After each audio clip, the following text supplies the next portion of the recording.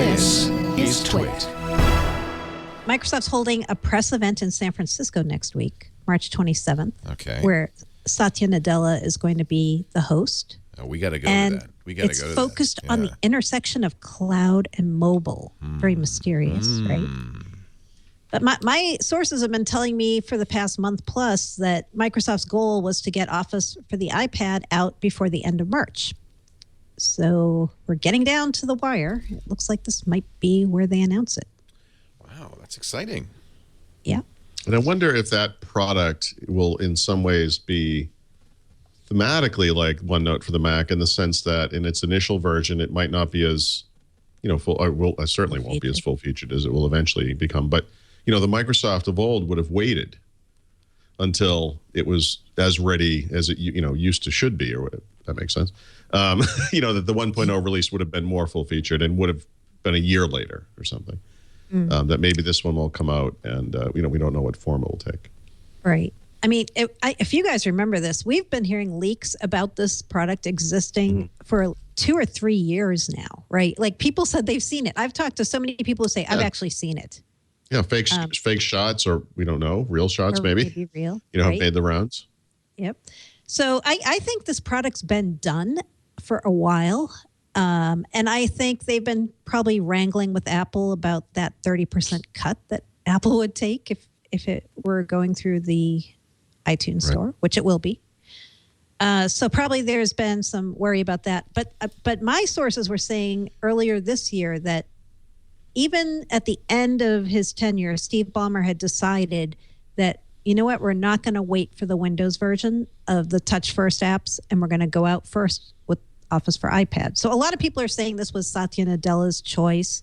And ultimately, obviously it is, but it wasn't some new thing that he put in place from what I heard. I heard that this was something Ballmer actually decided to do, and now it's coming to fruition. Wow. It's not the type of thing they could have turned around in 30 days. Obviously not. Right. Obviously not. And it would be, so if, so the Apple 30% issue, how do they resolve that? Give it away? Yeah. I mean, they pay 30%. They pay it. Yeah. And they charge 30% depends, more? Right? Well, here's what we don't know. Is it going to be free? Right. That's right. So, I mean, you assume it's going to be attached to a 365 subscription. So I obviously, think you have to subscribe, that, right? Yeah. If you acquired that from outside of Apple's, closed garden there, you're not paying Apple anything. But if you want, in other words, you run the app, you don't have Office 365, and it says, hey, by the way, you need Office 365. It's probably not coincidental. They just announced Office 365 Personal, which, you might imagine a lot of iPad users might want to get so that they could run this thing. Right. If you do it from within the app, that you would get the 30% VIG from Apple. Right. Okay. Yeah, I think it's going to be a lot like Office Mobile for iPhone, which is that way, right? It's a free app, but you have to have an Office 365 subscription to use it. And I bet this will be something like that. And, if you look at what they just did with OneNote for the Mac and OneNote for Windows, especially the new free version, they're doing this thing where they give you a free version and you can download it from the respective stores. But if you want the extra set of features, then you have to either get a subscription or pay more to buy a higher level license. I bet we're going to see something like that.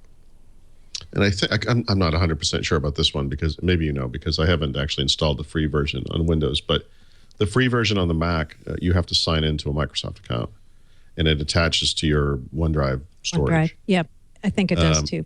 The Windows. Yeah, so like the paid version on Windows, that's not a requirement. I mean, you can use it as kind of a standalone app that I almost call it a PST file. Your OneNote notes or whatever could be stored locally, conceivably. Although that's not the preferred way to do it, but they'll have that kind of requirement as well. Yeah. You also, with the free version for Windows, you're missing some features that you get with the paid version, right? So you don't have the Outlook integration, you don't have the SharePoint support, you don't have version history.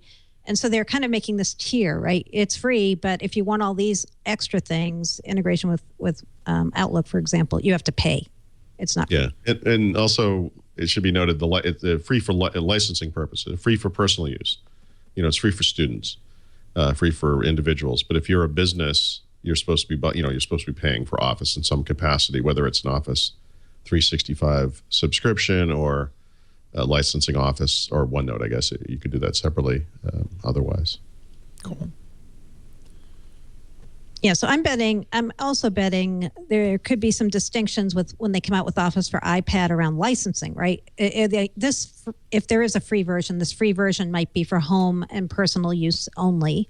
And then if you want to use this in a business setting, you have to pay for some kind of a higher level subscription or pay for the suite. I bet they tie it to Office 365.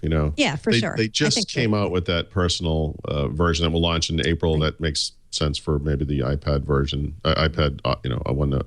Office version to launch. Yeah. They have one PC, one tablet. One tablet right now is a Windows tablet. One tablet could very easily become iPad or Windows tablet.